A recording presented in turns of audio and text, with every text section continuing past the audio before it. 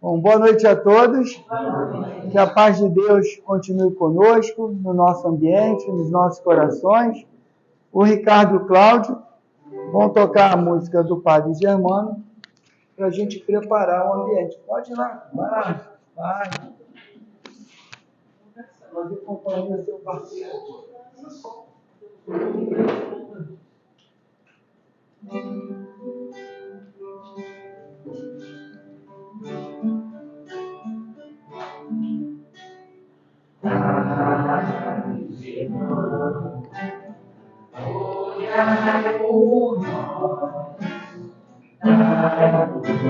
A bênção do Senhor,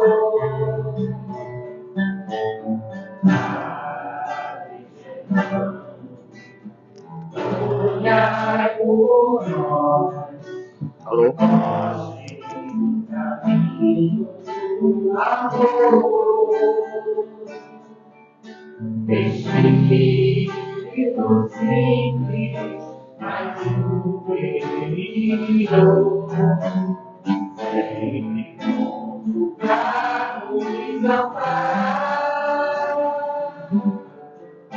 Espírito vivo e fundamental, mas seu amor é imortal.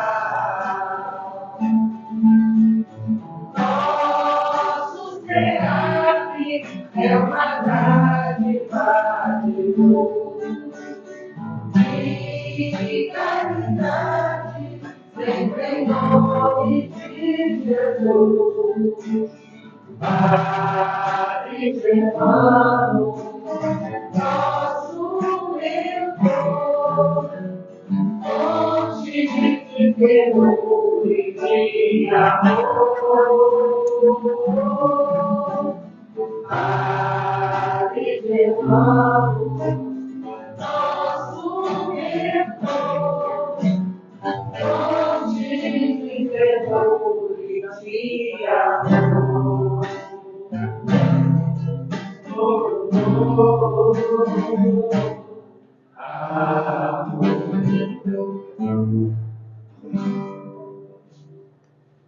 Obrigado, Ricardo. Obrigado, Cláudio. Vamos agora fazer a leitura de uma mensagem do livro Caminho, Verdade e Vida, que foi psicografado pelo nosso querido irmão Chico Xavier, pelo Espírito de Emmanuel. E a mensagem diz assim: os amados, mas de vós, ó amados, esperamos coisas melhores. Está em Paulo, carta aos Hebreus, capítulo 6, versículo 9. Comenta-se com amargura o progresso aparente dos ímpios. Admira-se o crente da boa posição dos homens que desconhecem o escrúpulo, muitas vezes altamente colocados na esfera financeira. Muitos perguntam: onde está o senhor que não viu os processos escusos? A interrogação, no entanto, evidencia mais ignorância do que sensatez. Onde a finalidade do tesouro amoedado do homem perverso, ainda que experimente na terra inalterável saúde de 100 anos, seria compelido a abandonar o patrimônio para recomeçar o aprendizado. A eternidade confere reduzida importância aos bens exteriores. Aqueles que exclusivamente acumulam vantagens transitórias fora da sua alma, plenamente esquecidos da esfera interior, são dignos de piedade. Deixarão tudo, quase sempre, ao sabor da irresponsabilidade. Isso não acontece, porém, com os donos da riqueza espiritual. Constituindo os amados de Deus, sentem-se identificados com o Pai, em qualquer parte a que sejam conduzidos. Na dificuldade e na tormenta, guardam a alegria da herança divina que se lhes entesoura no coração. Do ímpio é razoável esperarmos a indiferença, a ambição, a avareza, A preocupação de amontoar do ignorante é natural recebermos perguntas loucas. Entretanto, o apóstolo da gentilidade exclama com razão: mas de vós, ó amado, esperamos coisas melhores. A gente vê que a gente sempre vê alguma mensagem, né, que nos chama a atenção para o cuidado que temos que ter para não termos um apego excessivo às coisas materiais. E mais uma vez vem a mensagem, né? E muitas vezes a gente pergunta, como perguntou aqui, né, na nossa mensagem, mas onde está Deus que permite que essas pessoas, né, façam mau uso? Ou a gente vê aí escândalos envolvendo dinheiro público, mas Deus permite. A liberdade é plena, nós temos liberdade de escolher. E a gente fica às vezes indignado, né? Ah, mas corrompem a justiça. Mas a justiça é dos homens. A justiça dos homens corrompe sim, porque somos falíveis, mas a justiça de Deus não corrompe. Por isso que a gente não tem que se preocupar com isso. Ah, mas é um escândalo atrás do outro, a gente tem que orar por eles, porque o plantio é livre, mas a colheita é obrigatória. Então, como diz a mensagem desse, a gente tem que ter piedade. Embora a gente ainda não consiga enxergar dessa forma, temos que exercitar isso, porque esses irmãos vão sofrer muito. E quando a gente vê, às vezes, né, que tem um pé de nós no lixão de Caxias, criaturas buscando comida no lixão, muito provavelmente, esses irmãos foram os afortunados do passado que desviaram recursos, que ignoraram a necessidade dos outros e hoje estão colhendo aquilo que plantaram. Tiveram a facilidade material e não souberam dividir, não souberam olhar para o outro com empatia, com amor, com caridade. E hoje estão colhendo aí a fome, a ponto de catar restos de comida no lixo. Nós temos que nos solidarizar, porque estão resgatando, a gente não tem que falar bem feito, a gente tem que falar que tenham força para lutar, porque superando essa fase vão vencer aquele débito que deixaram para trás pelo mau uso do livre-arbítrio. Então que a gente tenha também esse cuidado, primeiro de não julgar, o que é muito difícil, às vezes a gente se pega criticando, especialmente quando são coisas, matérias que veiculam e que realmente não agradam a ninguém, mas a gente tem que ter esse cuidado, porque hoje nós já temos o esclarecimento. E muito será cobrado de quem muito recebeu, e hoje nós já recebemos o esclarecimento. Então somos muito mais culpados quando criticamos e quando entramos nessa vibração do que aqueles que ainda são ignorantes, que ainda não conheceram minimamente a realidade da lei de causas e efeitos. Então, meus irmãos, vamos elevar o nosso pensamento a Deus. E, em primeiro lugar, a nossa gratidão ao Pai por esse dia abençoado que tivemos, com alegria, com tristeza, com sofrimento, com felicidade, mas foi um dia que vencemos e chegamos aqui, encontrando essa casa de Deus com as portas abertas. Obrigado, Pai, por permitir que essas portas continuem abertas, para nos acolher, para nos receber e para cuidar de cada um de nós, encarnados e desencarnados. Obrigado, Jesus, por estar conosco nesse banquete de almas. Obrigado, Padre Germano, pela direção de mais um trabalho com todo amor e carinho. E obrigado à espiritualidade amiga, incansáveis companheiros, mensageiros do Pai, que cuidam de todos nós. Que Deus os ilumine e os abençoe cada vez mais, meus irmãos. E pedir a essa legião de trabalhadores de Deus que possam envolver, inspirar, intuir o nosso querido irmão Vitor Hugo, que fará uso da palavra, para que ele traga a cada um de nós aquela mensagem que nós precisamos ouvir essa noite.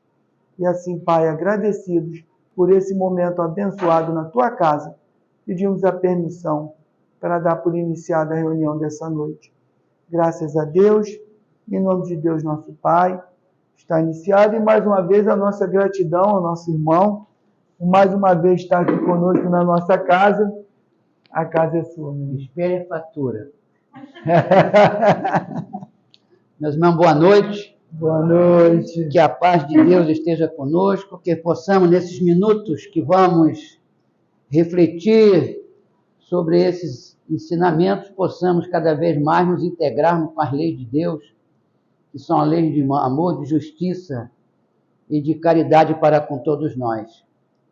E que envolva aqueles que estão nos hospitais, nos asilos, nos orfanatos, nos lares, nas ruas, nos presídios, porque as bênçãos de Deus estão em toda parte. Mas há um item aí matemático, porque nós temos que fazer também a nossa parte. No momento aqui, a minha parte é essa, de vocês estarem aí ouvindo e analisando e refletindo, e depois que vai ser o melhor da festa. Cumprir, seguir ou não seguir. Nós temos isso. Isso é fantástico, né? Temos liberdade para fazer o que quiser. Deus castiga, né? Aquela coisa de Deus castiga. Deus vai castigar, um raio vai cair na sua cabeça. Jesus vem e acaba com tudo isso. Não fala nada disso que vai cair um raio na nossa cabeça, não. Não há discurso nenhum lá no Evangelho, no Novo Testamento, e Jesus falou isso. O que ele disse foi outra coisa. Deus é amor. E nada vive fora desse amor. Pronto, agora entendo o que quer dizer fora desse amor, o que pode acontecer. É o que nós estamos aqui no planeta de provas e expiações. É isso que pode acontecer. Quando você não tem essa dimensão, né, de Deus é amor. E Deus é amor não é ficar se ajoelhando, não. É fazer algo de útil para você mesmo e para o próximo, que é o grande ensinamento. Mas hoje, quem traz o ensinamento não sou eu. Essa frase que está aí, Espiritismo, Cristianismo da Idade Moderna, vocês vão ver mais adiante quem foi que disse. E por que disse? Que o Espiritismo é o cristianismo da Idade Moderna. Vamos lá. Só não pode sentar. Então, na cadeira, tá? Não vou sentar. A síntese esquemática para que nós comecemos a raciocinar sobre a relação, né, entre espiritismo e cristianismo, que há um código, eu já me atrapalhei, há um código ético moral adotado. Há uma ética e há uma moral. O ascendente espiritual foi revelado. Quem é esse ascendente espiritual revelado? E um projeto de Kardec para o Evangelho.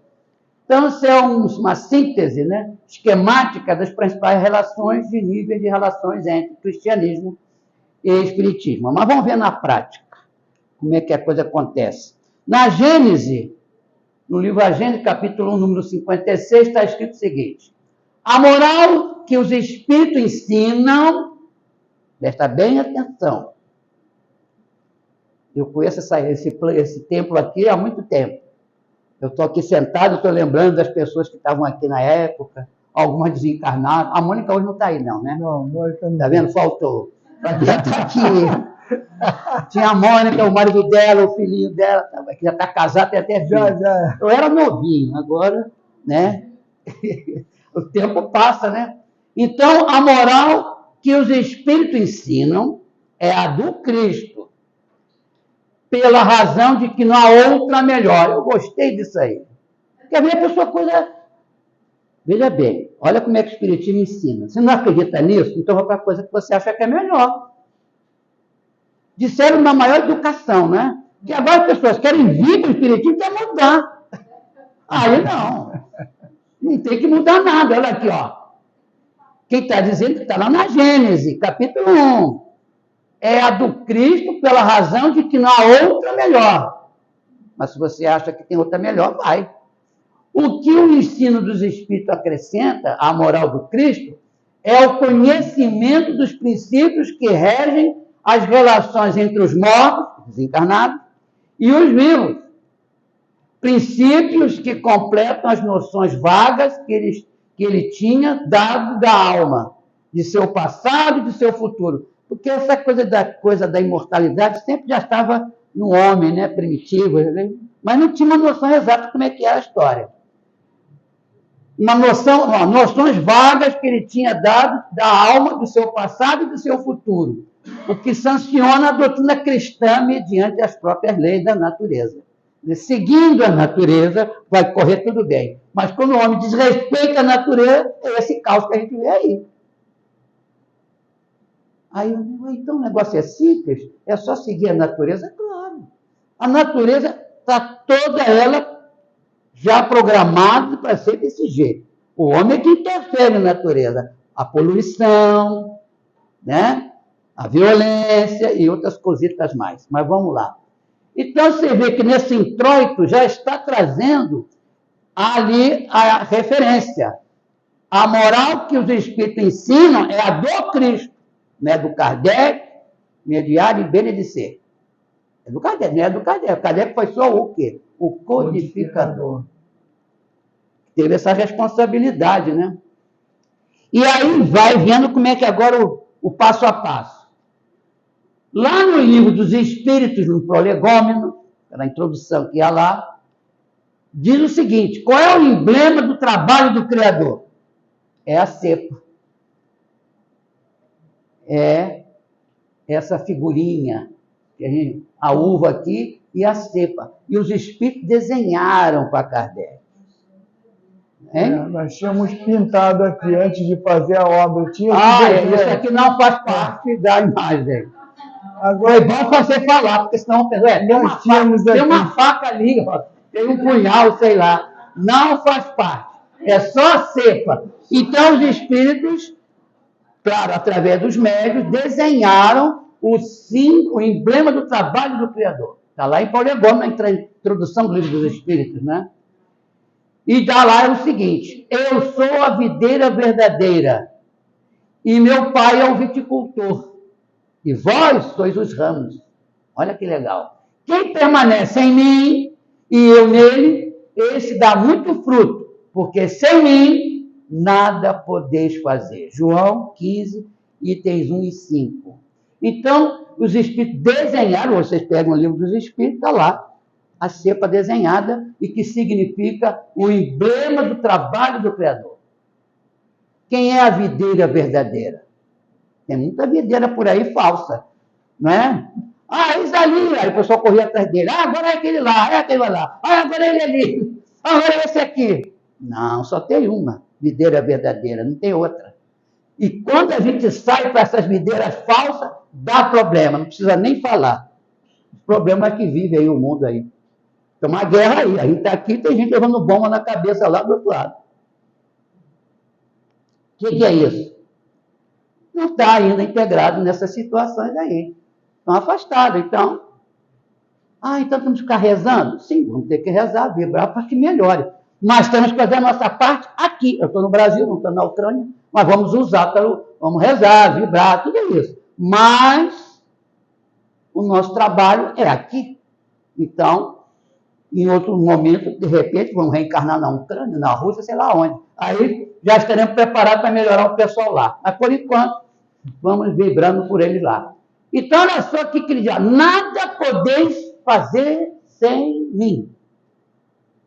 Está lá em João. Está se referindo ao trabalho do Criador e o Mestre Maior. Kardec está aqui, que foi o seu codificador, que trouxe essa situação aí com muito trabalho. Com o imperador lá mandando e desmandando. Para quem não sabia, eu não sabia. Foi o filme do Kardec que fizeram que me deu essa instrução. Aprendi lá com o filme. Na cena inicial, quando não era ainda Kardec, era o professor Rivaio, ele estava dando aula, e aí o padre entra e interrompe a aula. Quem viu o filme, não lembra do filme, precisa ver esse filme. Não viu o filme? Então, aí interrompe. E não era ainda o Kardec, era o professor ali. O que ele faz? Olha só se nós faríamos isso. Eu faria isso. Não sei, eu tenho minhas dúvidas. Ele recebeu o padre com todo respeito e consideração, mandou os alunos ficarem atentos ao padre e foi reclamar com o diretor. Que negócio é esse de impor uma doutrina dentro da escola? A escola não tem nada a ver com a religião de ninguém. Aí o diretor, mas veja o filme, que é logo no início. Aí o diretor, meio já com poder em cima dele, dá a resposta. Ainda não era Kardec, era o professor Rivaio. Deu a resposta: agora é ordem do imperador. Não disse assim com essa coisa. Aí eu estou no cinema, digo, ué. Aí a minha esposa estava do meu lado. está sabendo disso? Que tinha um imperador lá, na época? Ah, não. Ninguém sabia. Eu nunca vi falar. Mas é verdade. Nem Chico, nem Divaldo, nunca vi ninguém falar. Na época de Kardec, tinha um imperador. E ele trabalhou fazendo coisas que o imperador não ia concordar nunca. Ele ia concordar com esse tipo de discurso? Em que é um que manda mais que ele, mais poderoso que ele, não ia concordar nunca. Como ele não estava no contexto, né? Mas o imperador estava lá. Mas antes, é bom contar, ele foi eleito, porque havia república, houve a Revolução Francesa, ele foi eleito, depois de eleito, que era a república, ele deu um golpe de Estado e se autoproclamou imperador. Napoleão III, parece, foi o título que ele usou, porque ele era sobrinho de Napoleão Bonaparte, achou que tinha que ser imperador também. Só que ele acabou com a república, ele acabou, não, depois voltou, ele saiu, a república voltou e está lá até hoje, né? Viu o pessoal na rua discutindo lá, problema, abrindo parênteses, aposentadoria. Agora vai ser a partir, acho que 64 anos, né? Era 62. Aí o governo, está muita gente se aposentando muito cedo, botou para 64. Está dando maior confusão na França. Estão lá protestando, porque não tem imperador, tem presidente da República. Se tivesse imperador, o negócio seria outro, né? Mas não está a repressão lá. Aí eu fiquei pensando, poxa, só porque aumentou mais um aninho dessa confusão, ninguém quer se aposentar. Diz que ele quer aposentar, que aposentando perde alguns direitos, sei lá. Então, essa é a videira verdadeira. Essa é a videira verdadeira. Não sei o que estou dizendo. Está lá em João 15. E é o emblema do trabalho do Criador, lá no livro Prolegômenos. Eu sou a videira verdadeira e meu pai é o viticultor. Vós sois os ramos. Quem permanece em mim e eu nele, esse dá muito fruto, porque sem mim nada podeis fazer. O que dá mais fruto? Evoluir, progresso, evolução espiritual, porque a verdade é essa. Não existe morte. Alguém me soprou em outro lugar aí. Para eu falar agora desse jeitinho que eu vou falar. Vou falar para vocês também. Qual foi o jeitinho? Por que não morre? Ah, morre sim. Eu vi meu pai morto, eu tinha 4 anos. Para mim não estava nada acontecendo. Parece que eu já estava, quando a gente nasce, nessa faixa de idade, na época minha. Hoje, minha netinha de 4 anos fala coisa, né, já entende tanta coisa. Na minha época não estava tão evoluído assim ainda. Eu vi meu pai lá. E eu olhei, aí alguém, a minha tia, que também já desencarnou, me empurrou. Vai dar o último beijo no seu pai. Eu fiquei olhando. Para mim, não estava dizendo nada que morreu. Eu achava que estava tudo normal. Por que eu estava com essa ideia e outras crianças também têm essas ideias? Hoje não, hoje é diferente. Mas naquela época, as informações não são como hoje. Porque eu estava recém-chegado no mundo espiritual. Então, eu não estava me chocando com aquilo ali. Não estava me chocando por algum motivo. Enquanto outros se descabelam, vou jogar junto, vamos jogar. Eu lembro uma vez, estava no enterro de alguém, eu vou junto. Aí eu digo, larga ele para ver se ele vai mesmo. Vai ver se ele vai se jogar lá no buraco. Não vai nada. Mas tem essa pessoa, né? Deixa que eu vou junto. Ah, eu amava tanto essa criatura, me larga. Eu digo, larga para ver se ele vai. Quando ele chegou lá, voltou. Era um tio meu. Ele estava... Deixa eu ir junto. Foi nada. Eu digo, larga. Alguém disse, larga ele. Ele não foi. Então, eu estou levando assim para vocês verem como é que as coisas acontecem, né? Então, eu sou a videira verdadeira. Por que a videira verdadeira? Olha só o timastro que estava lá trabalhando no Kardec. Por isso que ele não deu nem bola para o imperador. Ia dar bola para o imperador por quê? Esse lance que o filme mostra, né? Em que ele diz, ele não concorda com o negócio do padre interromper a aula, então o padre responde, agora temos o imperador. Ah, é? Então eu peço minha aposentadoria e vou dar aula na minha casa conforme tem que ser. E não era nem ainda o Kardec, a coisa estava já, né, preparando para ele ter essa liberdade mesmo. E bom, e depois ele já, devidamente, trabalhando, olha quem foram os espíritos que trabalharam com ele. Olha aí, essa turma toda aí. São Luís, Santo Agostinho, Sócrates, Platão, Swedenborg. Toda essa turma, desencarnada. Estamos encarregados de preparar o reino de Deus anunciado por Jesus. O Livro dos Espíritos, questão 627. Essa turma toda aí. Esses espíritos todos lá. Quer dizer, através dos médios, passando as instruções. Então, diz a ele, então o forte será o apoio. Olha bem o discurso espírita. Não sei, ô, meu amigo, eu tenho perigo de ninguém me prender aqui não, né? Como divulgador da revolução. Olha só, se isso não é revolucionário. Hoje é revolucionário, imagina na época do Kardec com o imperador lá de olho nele. Então o forte será o apoio e não o opressor. E o imperador oprimindo todo mundo. Aí, por agora, tem os opressores por aí. Então, o forte será o apoio e não o opressor. Evoluímos alguma coisa no contexto universal? Tem gente oprimindo ainda por aí. Tem uma guerra aí. Então, o forte será o apoio e não o opressor do fraco. E não mais se verá homens desprovidos do necessário. Olha o que está sendo prometido. Porque todos praticarão a lei de justiça. Então, se praticam a lei de justiça, todos?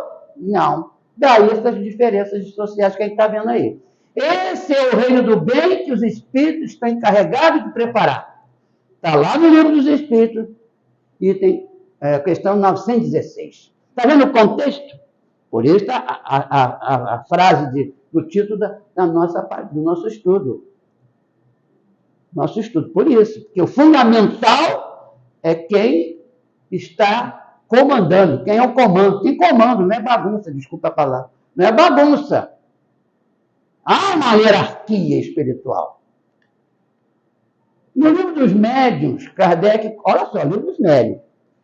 Então havia aquela situação, porque ele recebeu uma instrução muito direta, Kardec. Ele percebeu quem era o comandante, quem era o chefe de tudo. Baseado nesse contexto que a gente começou a ver aqui, uma partezinha. Ele percebeu quem era, mas foi dito para ele, seja discreto. O que é ser discreto? Não vai sair por aí dizendo que você está dialogando com Jesus de Nazaré. Não vai falando isso por aí. Não tem gente por aí que diz, eu falei com Jesus de Nazaré essa manhã, ele esteve em casa, bebeu café comigo. Será que teve mesmo? E Kardec recebeu essa ordem, seja discreto. Não diga por aí que teu guia, protetor, o seu mentor, foi, quando encarnado, Jesus de Nazaré. Aí ele faz esse texto aí, para dizer quem era o chefe de tudo, quem é que comandava. Olha só que inteligência didática. Está se falando, no Livro dos Médiuns, sobre os sistemas. Aqui atrapalhou aqui o título todo, os sistemas. Os sistemas, né? Aí vai lá, eu não vou ler tudo não, só vou destacar o que interessa. Aí ele vai dizendo, enquanto uns atribuem todas as comunicações ao diabo, quer dizer, qualquer coisa que acontecer é o diabo. Até hoje o pessoal diz que é o diabo. Não é? Não diz que aqui, nas nossas reuniões, lá está cheio de diabo lá. Está cheio de Satanás lá. Olha lá o Vitor Hugo lá dentro, olha lá, deve ser o chefe. Deve ser o chefe de tudo lá dentro. Mas por quê? Havia essas ideias. Até hoje, né? Quando aparecia um espírito, alguma coisa se comunicava, tudo era o diabo. Então, ele está aqui fazendo um texto lá no Livro dos Médiuns. Foi que saiu do Evangelho para o Livro dos Médiuns. A doutrina espírita é assim. Tem que estudá-la, fazendo uma integração para se esclarecer e solidificar a crença. Aí está dizendo lá que enquanto uns atribuem todas as comunicações ao diabo, que pode dizer coisas excelentes para tentar, pensam outros que só Jesus, aí usa a palavra Jesus, só Jesus se manifesta e que pode dizer coisas detestáveis, né? Aí ele usou a palavra Jesus. Aí ele vai continuando. Aí depois, ele vai, o texto, não vou ler o texto todo, o que interessa aqui, ele chama agora de um Cristo. Afinal de contas, é Jesus ou é o Cristo que está guiando a ele? E está usando o código Kardec, para dizer quem era o chefe de tudo. Então, no início ele chamou Jesus. Depois ele chama de o Cristo. Logo a seguir, continua o texto, agora ele se refere ao mesmo Espírito, chama de quê? Espírito da verdade. E depois, no final, ele diz, o Espírito entre todos os santos, quer dizer, o mais superior de todos estava o atuante lá. Num texto que não tinha nada a ver com o que ele estava tratando anteriormente. Livro dos Médicos, está falando dos sistemas. Aí ele coloca esse texto e usou uma maneira de dizer quem era o chefe de tudo. Gostaram? Você vê, ele se refere à mesma personalidade, à mesma entidade, ele usa, primeiro ele chama de Jesus, depois ele chama de quê? O Cristo. Depois ele chama de quê? Espírito da Verdade. Aqui já resolve uma questão na doutrina espírita, porque diziam que o Espírito da Verdade era um outro Espírito, não era Jesus. O que está escrito aí? Quem é o Espírito da Verdade? Aliás, quem é que poderia dizer que era o Espírito da Verdade? Só tinha um, que era ele. Aquele que foi Jesus de Nazaré. Não é isso?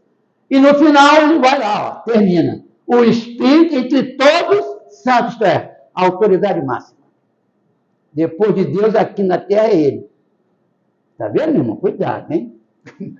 Temos que ter cuidado com o que a gente está tratando. Então, olha só que coisa interessante a doutrina espírita, né? Mas por que ele fez isso?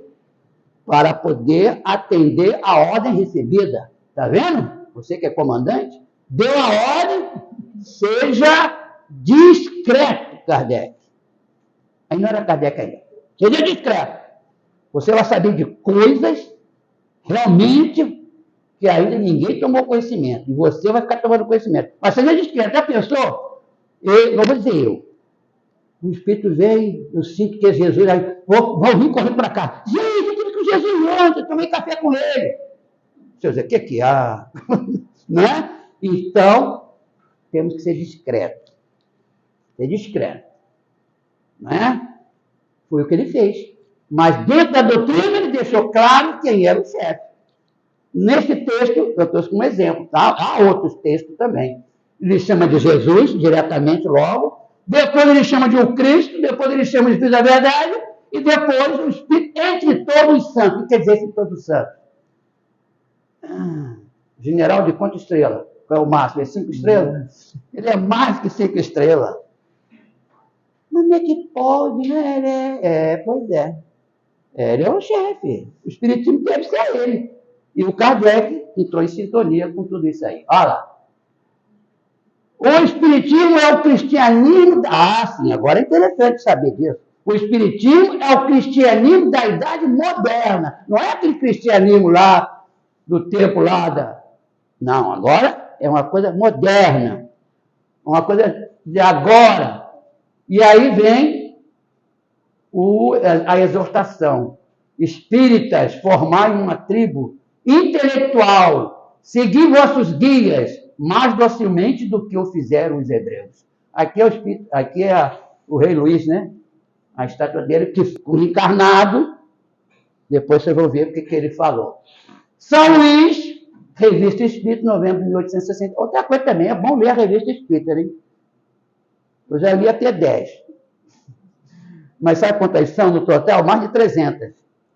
Mas está tudo publicado aí. É coisa de bom observador e de aprendizado. Vai lendo aos pouquinhos. Nessa encarnação, eu já cheguei na 10ª.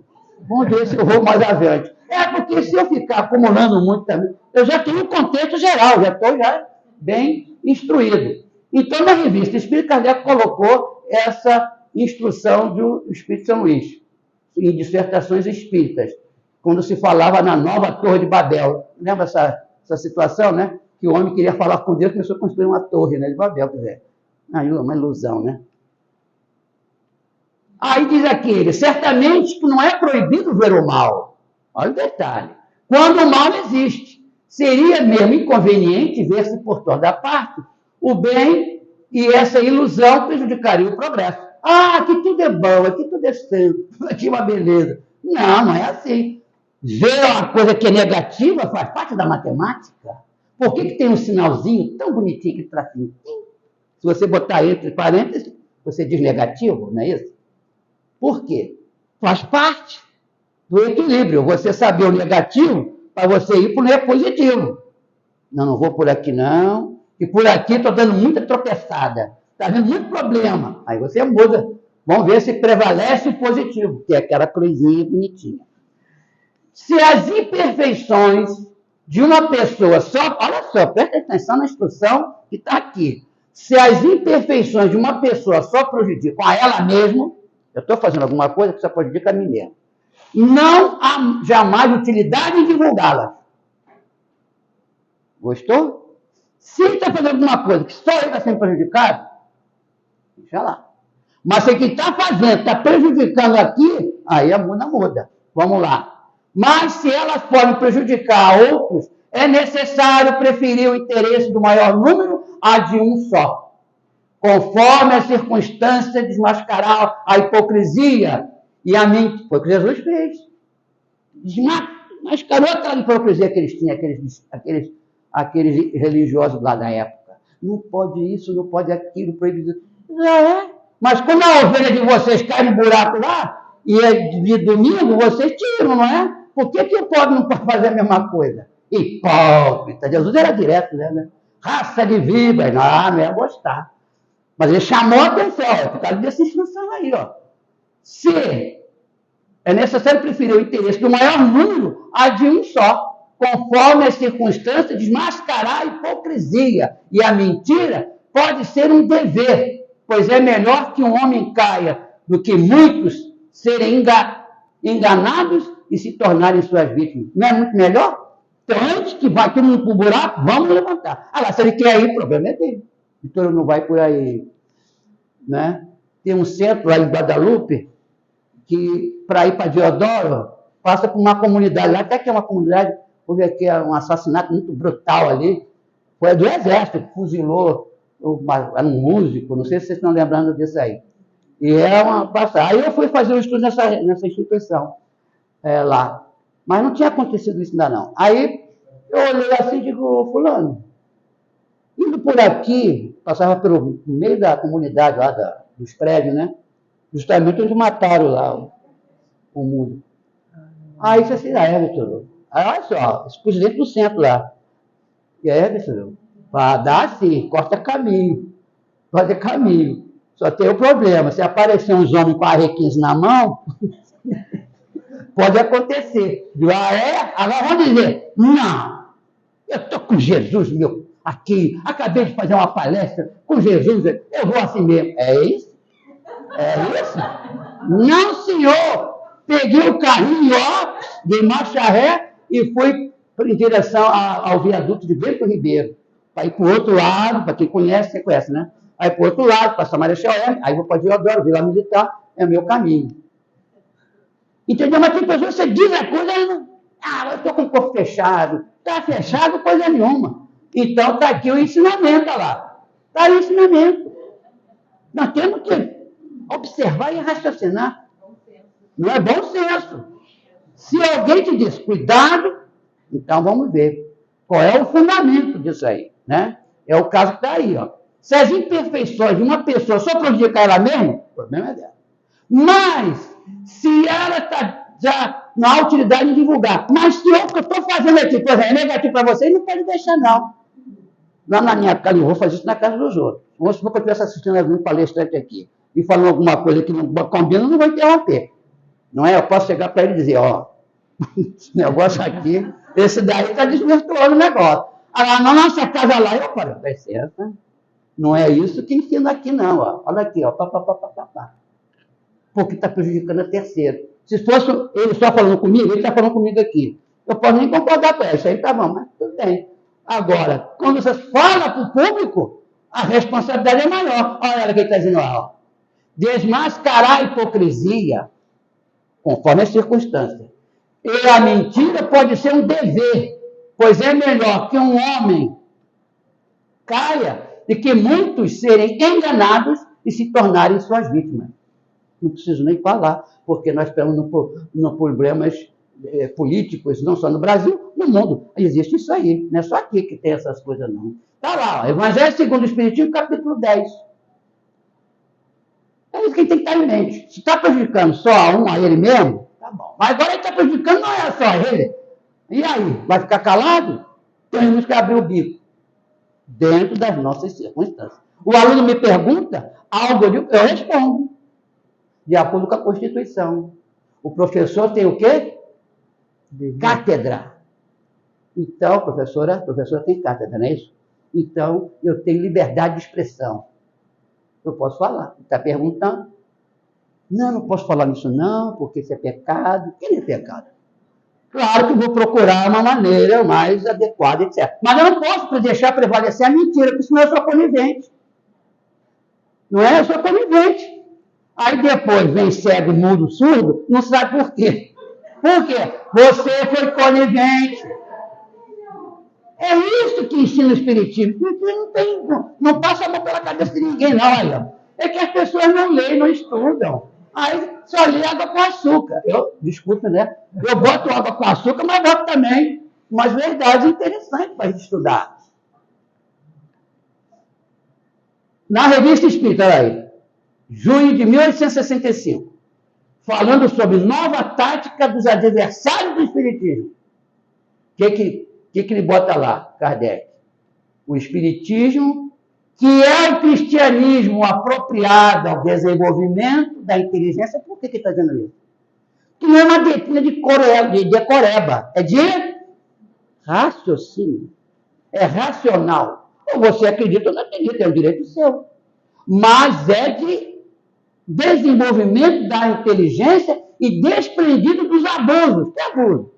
Que havia e ainda há até hoje. Crescerá do mesmo modo sob a perseguição. Jesus não foi perseguido, não parou na cruz, por causa de quê? Estava dizendo a verdade. Disse a verdade, meu filho, vai ser crucificado. Crescerá do mesmo modo sob a perseguição, por quê? Também é ele quem? O Espiritismo é uma verdade. Não adianta o pastor lá na nossa instituição, tem uma igreja evangélica lá em frente. É uma igreja, Assembleia de Deus, enorme, toda de mármore branco. Alguém conhece lá em Idade Pena? Ninguém conhece? Então, a nossa instituição está aqui e em frente está lá a tal catedral. Eu chamo de catedral, Assembleia de Deus. Aí os padres estão lá, sai Satanás, olha para o nosso lado lá, né? Sai Satanás! É brincadeira não. E a gente está lá na Santa Paz do Amor. Aí o pastor passa por mim de vez em quando, ele mora na rua mesmo, uma casa lá, deve ser paga pela igreja. Tudo bem? Eu digo, graças a Deus. Nós estamos com Kardec no abrimos. Quando eu estou com o meu capeta do lado, é fogo. Aí, Revista Espírita, nova tática dos adversários do Espiritismo. Eles querem me enfrentar, vem, mas só que eles não têm racionalidade. Eles têm dogma, né? É um dogma, tem que ser assim, tem que ser assado. Nós não temos dogma nenhum. Liberta porque é uma verdade. Você acredita, eu não acredito, mas o problema é teu. Não vamos agora ficar catequizando, como alguns fazem. É uma verdade. Não, é uma verdade. Raciocinou? É uma verdade. Por quê? Você está num corpo que é o equipamento que Deus nos deu para poder trabalhar, estudar e avançar, que não vai morrer. O que acontece? Cada célula, quantas células tem no nosso corpo? Milhões e milhões e milhões. Não é isso? Que estão, por uma força irresistível, elas estão agarradinhas. Por isso que a gente está vivo aqui em pezinho, falando das nossas coisas, andando para lá para cá. À medida que o tempo vai passando, o tempo de validade vai passando, aí vai chegar a hora em que cada célula dessa molécula vai para onde? Para a natureza. Estudaram biologia? A biologia ensina como é que é. Vai tudo para... Morreu, não. Aquela inteligência que comandava continua. Ele não precisa do corpo. O corpo é só para aprender, fazer o aprendizado dentro do campo material. Como o material voltou para a natureza, porque veio de lá e para cá, não é? Você vê só o processo, né? Da fecundação, espermatozoide, com o óvulo, vai passo a passo montando o quebra-cabeça. E já está alguém paquerando. Opa! Já vou ter uma casinha para eu morar, para poder estudar. Aí chega aqui, não estuda nada, não quer saber de nada. Aí, olha, quando eu estudava biologia, eu ficava admirado com aquilo, mas na matéria. Biologia é uma beleza. Aí a morte, morreu, que coisa desagradável. Não é desagradável. As moléculas se juntaram para você estar agora aí mandando. É como você tivesse um veículo, um carro, por exemplo. Né? Hoje eu não vim de carro. Mas vamos supor que eu tivesse. O carro estaria lá. Seria o corpo. E eu sou o espírito do carro. Não é isso? O carro vai envelhecendo. Vamos supor que eu fosse o espírito. Então, ele envelhece, mas o corpo não. E depois não vai ferro velho, aquelas coisas todas. Assim ali na natureza. Não é? Ferro velho. No nosso caso, as moléculas vão se desprender, porque não há mais necessidade, acabou o teu tempo aqui, meu filhinho, acabou. Agora, as moléculas voltam para a natureza, vai adubar a terra. Por que as árvores dos cemitérios têm uma vitalidade, né? As flores. Por quê? Toda essa energia material evaporou para lá. Evaporou, não morreu, nada morre. Ah, mas os geles... Sim, mas eles se decompõem e voltam para a natureza. Nada é consumido. Que coisa interessante. Não é como a gasolina que a gente bota no carro, depois de tanto usar o carro, a gasolina acaba. Nada.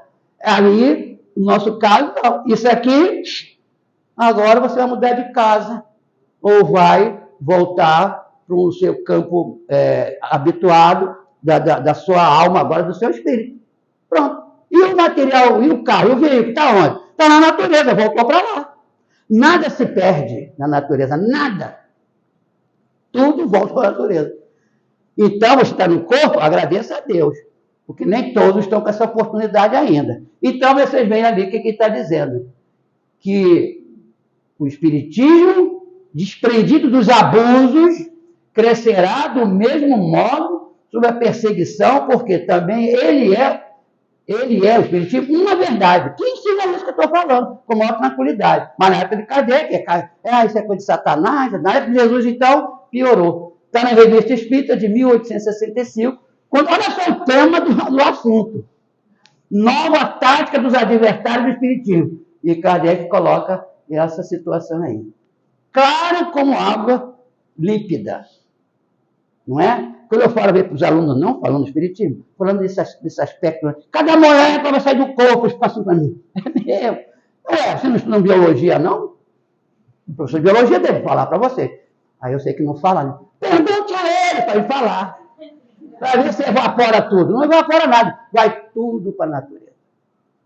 Tudo para a natureza. Nós estamos num equipamento emprestado para ver se a gente faz coisa boa por aqui, para nós mesmos e para o próximo. O que Jesus ensinou? Amar a Deus sobre todas as coisas e como a ti mesmo. É de arrepiar, né, esses ensinamentos. Mas o que é? É uma realidade. Muitos dos antigos, aí o espírito de Christian Henrique, ele era um escritor famoso lá. Muitos dos antigos, aí está espírito, né? Muitos dos antigos revivem hoje, na época lá de Kardec, ou reviverão amanhã, para acabar a obra que haviam começado. Mais de um patriarca, mais de um profeta, mais de um discípulo do Cristo e de um divulgador da fé cristã se encontram entre vós. Lá na época do Kardec. Também até hoje está aí. Ressurgem mais esclarecidos. Quer ver, pessoal, São Luís, não sei o quê, então eles já agora, como espíritos, estão mais evoluídos, mais adiantados, e já não trabalham mais nos fundamentos, mas na cúpula do edifício. Está se falando de coisa de alto nível, moral, intelectual e espiritual.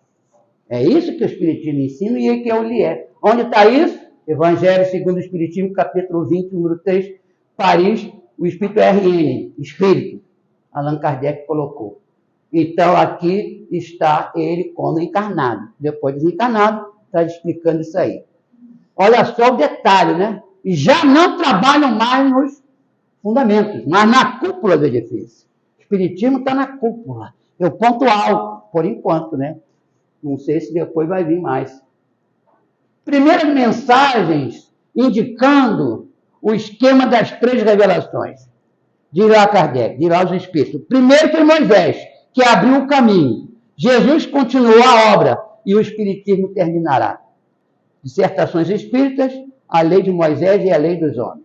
E isso foi tirado da Revista Espírita, o médio Rodolfo de Mulhouse.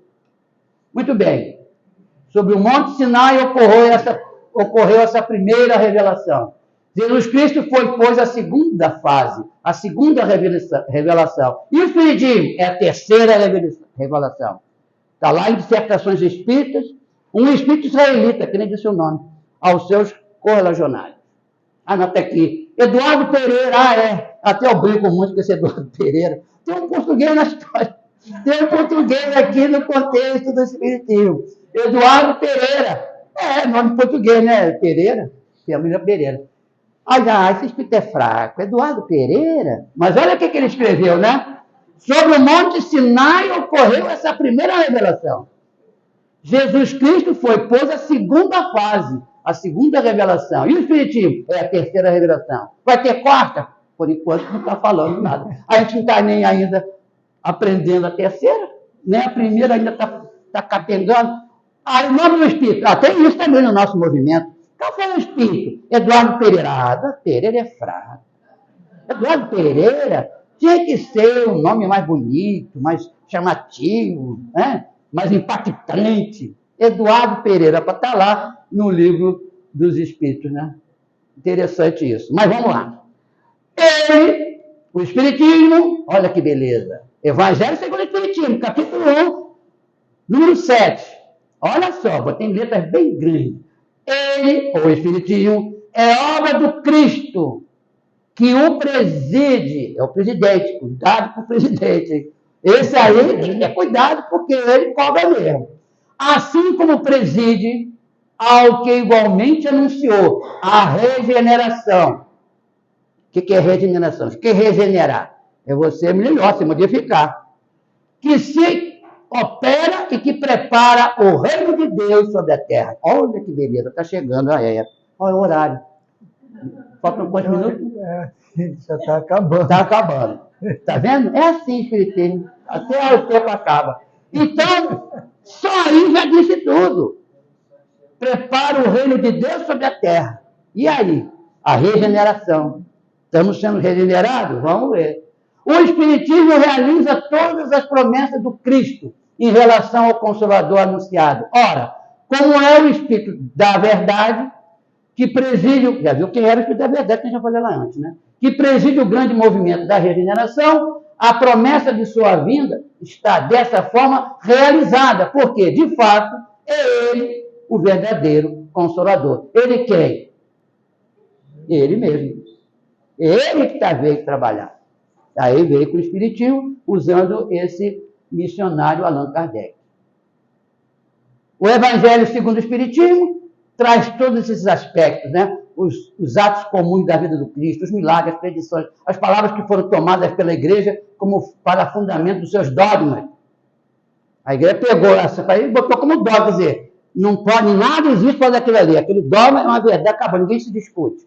Pelo contrário, o Espiritismo discute, analisa, reflete o que ele está fazendo aqui. E o ensino moral.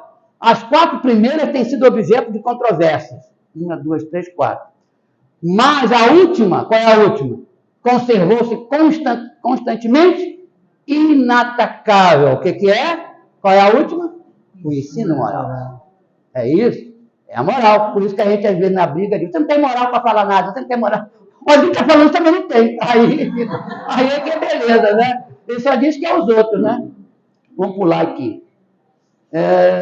Aqui em Obras Póstumas, ele coloca assim, né? Esta nova obra, a Gênesis, é mais um passo dado ao terreno das consequências e das aplicações do Espiritismo, conforme o seu título indica. Tem ela por objeto o estudo dos 3 pontos até agora diversamente interpretados e comentados: a Gênese, os milagres e as predições em suas relações com as novas leis que decorrem da observação dos fenômenos espíritas. Isso já foi no livro que Kardec já tinha desencarnado, e aí a esposa dele publicou, está em Obras Póstumas, sobre a natureza do Cristo, né? É essa a colocação ali. E aí, quem disse é a frase que deu título a nós aqui. O Espiritismo é o cristianismo da Idade Moderna. Quem assinou, São Luís, Revista Espírita, novembro de 1863, Dissertações Espíritas, A Nova Torre de Babel, por Allan Kardec. E aqui a figura, quando encarnado, de São Luís, mas foi ele que trouxe essa frase aí, esse ensinamento. O Espiritismo é o cristianismo da Idade Moderna. Esquece o Espiritismo daquela época lá. Vão ficar com essa. É essa a questão fundamental. E aí, a grande colocação de São Luís, que fizeste do ouro que te foi confiado para aliviar o pobre. Ouves estas blasfêmias, vês estas lágrimas, este sangue, são as blasfêmias do sofrimento que terias podido acalmar. Está vendo? Ah, tem que sofrer mesmo. Não é isso que está ensinando ali. Nós não podemos minorar o sofrimento de alguém, o problema de alguém, de alguma coisa? Posso. Então, olha lá, são as blasfêmias do sofrimento que terias podido acalmar. As lágrimas que fizeste correr, o sangue que derramaste.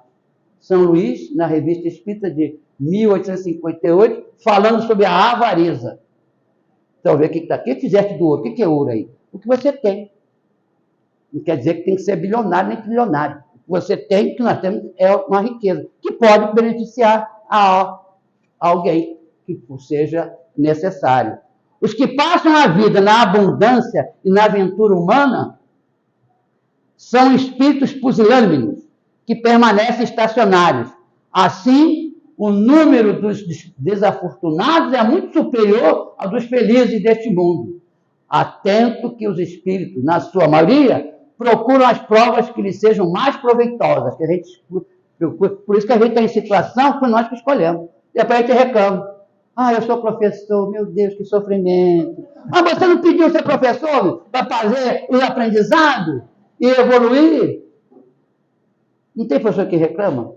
É, a pessoa que reclama. Ganha pouco. Mas você está tendo oportunidade de evoluir. Olha lá. E nós é que pedimos. Olha o que diz aqui, São Luís. Procuram as provas que lhes sejam mais proveitosas. Vocês que escolheram. Não é isso? É isso. Está claro ali, ó. São Luís, Revista Espírita, 1858, falando o quê? Da fatalidade e os pressentimentos. Ele dá esse ensinamento aí. Ué, acabou? Ah, que bom. Então, é essa. Não, que eu pensei que tinha mais coisa, que eu acho que eu tirei aqui para ficar no tempo de acordo com a lei aqui, né, com o tempo. Então, como vocês estão vendo, a ideia da situação do aprendizado é essa. Primeiro, a morte não existe. Ponto final. Quando alguém chega para mim e começa a querer saber, eu digo, olha, seu corpinho aí, material, tem milhares de células que se juntam, que estão ali. Graças a Deus, né? Estão firmes ali. Mas, de repente, quem está comandando, de repente tem alguma coisa do passado, aí esse organismo está meio baleado por algum motivo. Aí é uma prova ou uma expiação. E aí você tem que agora o quê? Entrar nesse esquema aí, ó. Na sua maioria, procura as provas que lhe sejam mais proveitosas. Você que escolheu. Ah, eu escolhi ser pobre? Escolheu. Não, eu quero ser rico. Bom, poderá ser, mas no momento você está nessa situação que você pediu, para poder ver se você vai enfrentar mesmo. Ah, bom, então tá bom. Aí, quer dizer, e a gente às vezes fica xingando, né? Por que eu sou isso? Por que eu estou assim? Por que eu casei com aquela ali? Por que eu casei com aquele ali? Por que eu tive esse filho rebelde? Por que a minha vizinha é uma capeta que está lá me atormentando? Essas coisas. Tudo foi o quê? Preparado de acordo com o que você pediu. Eu quero uma prova bem brava mesmo para eu enfrentar. Aí chega aqui, recua. Mas o Espiritismo vem e dá o ânimo.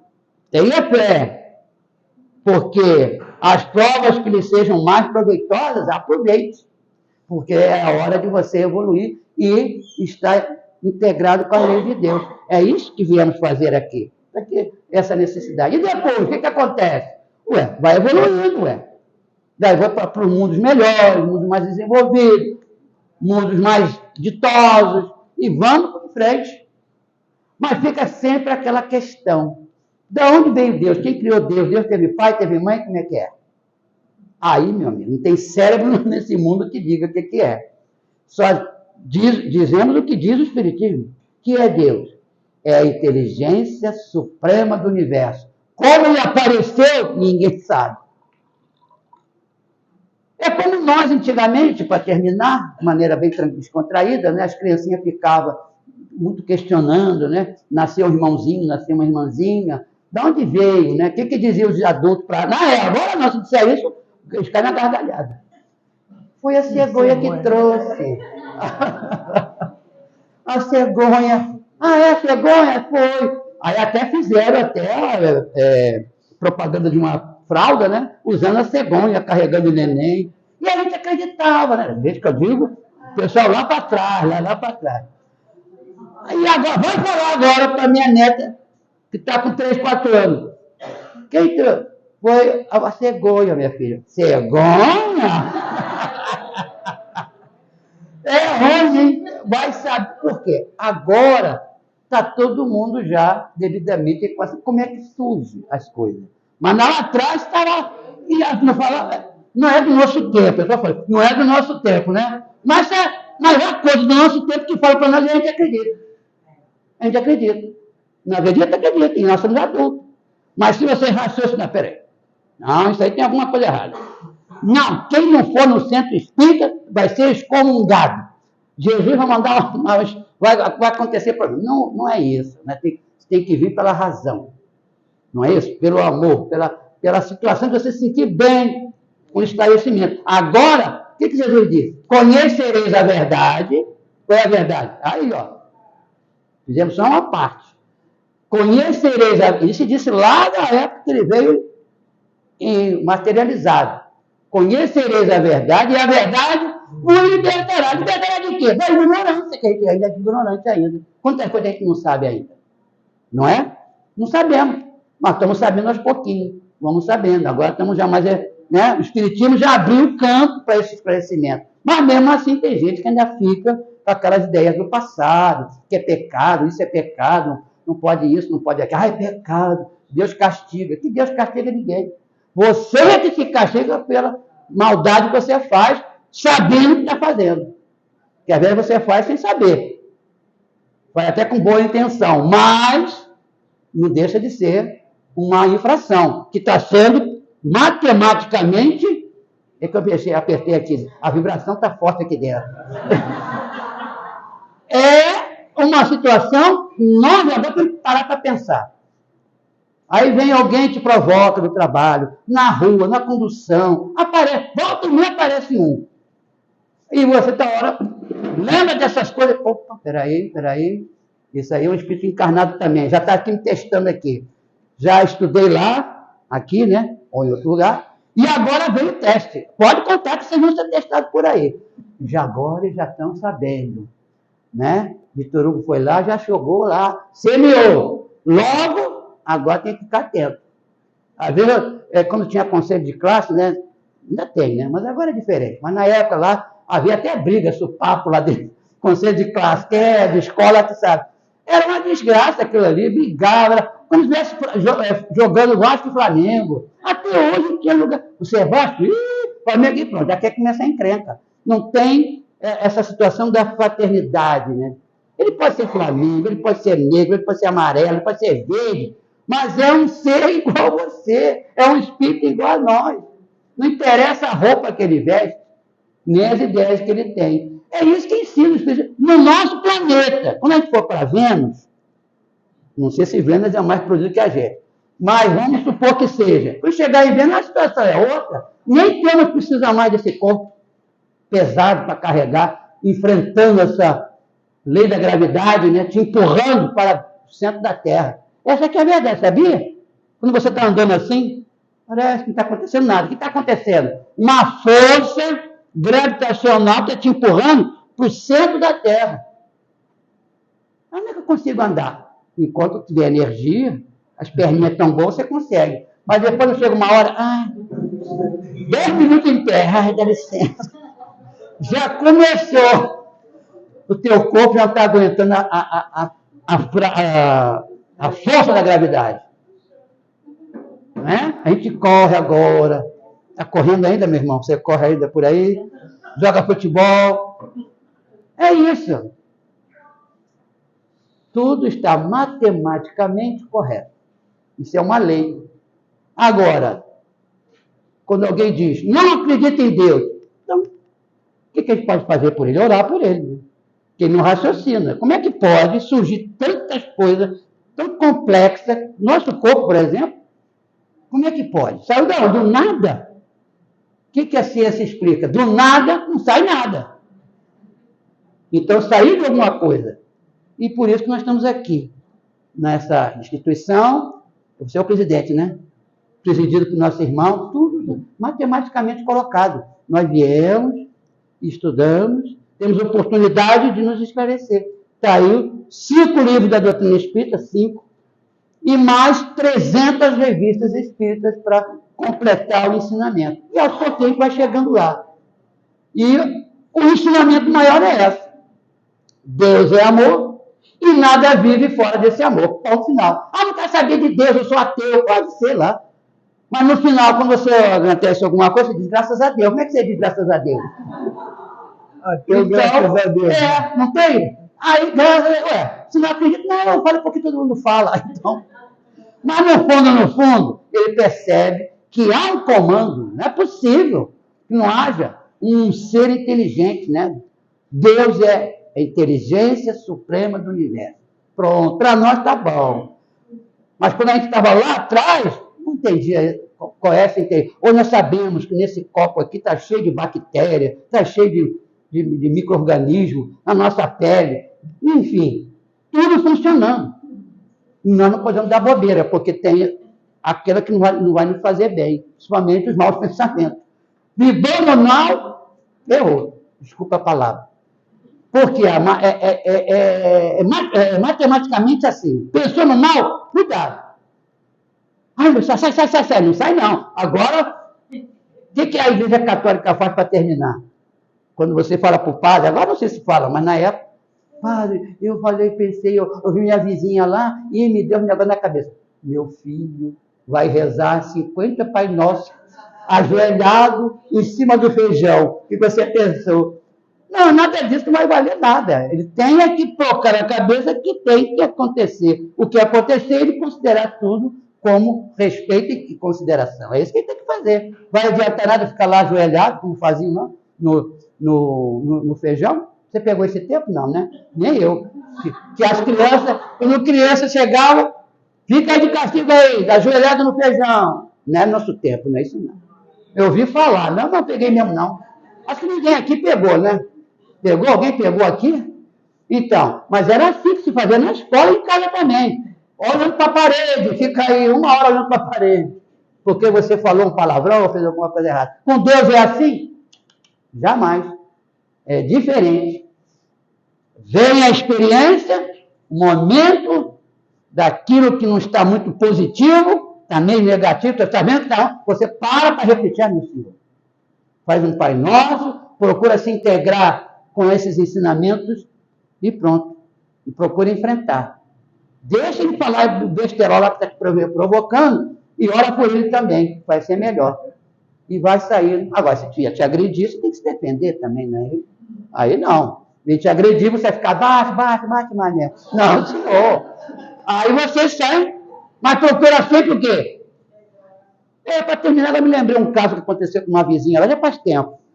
Aí, assim, é que eu tinha um garoto, olha só, coisa do dia a dia. Meu filho estava, na época, estava com 7, 8, 8, não, e tinha outro colega. E tinha um que era filho de uma senhora, uma moça lá, nem conhecia o pai. E aí, os meninos não queriam brincar com esse garoto, porque ele era muito violento. Briga era sempre coisa de violência. Aí, um dia eles estavam lá brincando lá em casa, o meu filho e o vizinho, lá o garoto, e esse garoto veio. E querendo forçar eles a brincarem com ele. Aí eu disse, peraí, não, ele não quer, eu falei pro garoto, não, mãe, ele não quer brincar com você. Eu sabia por quê, porque ele era violento, esse negócio de violento. O pai do garoto, que não morava com ele, veio. Assim, o que está acontecendo? O que está acontecendo? O que é o senhor dele? Ah, seu pai, eu não conhecia o senhor, não. Eu não conhecia mesmo, porque ele morava com a irmã e era separado lá. Aí ele, não, eles não querem brincar com ele porque ele não se entende, sei lá. Aí olhou para mim e disse, a sua vida está sendo também observada. Eu digo, por que a minha vida está sendo observada? Ele era policial. Aí ficou chateado porque não queriam brincar com o filho dele. Aí, por que o filho dele é daquele jeito? Aí eu descobri por quê. Cadê esse pai aí?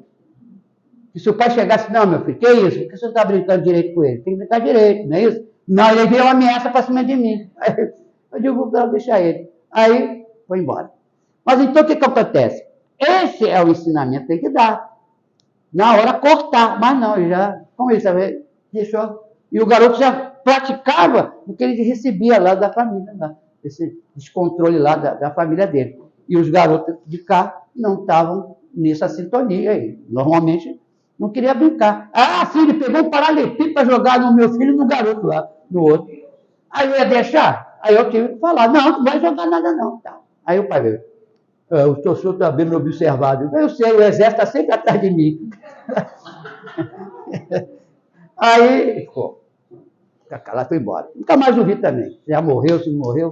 Mas é assim, quer dizer, as famílias têm que ter essa visão. Mesmo que não mora com o pai, ou que mora com a mãe, mas tem que, nessa hora, né, procurar educar a criança. Porque a criança depois cresce, e depois ficou um garoto mesmo violento mesmo. Mas não mora mais lá, já se mudou há muito tempo. Então, são esses detalhezinhos, né, que a gente vai vendo com a doutrina espírita. Então, muita paz, que Jesus nos abençoe e nos dê força para enfrentarmos o que temos que enfrentar. Não é isso? Coragem, principalmente coragem, tem que ter uma coragem tremenda.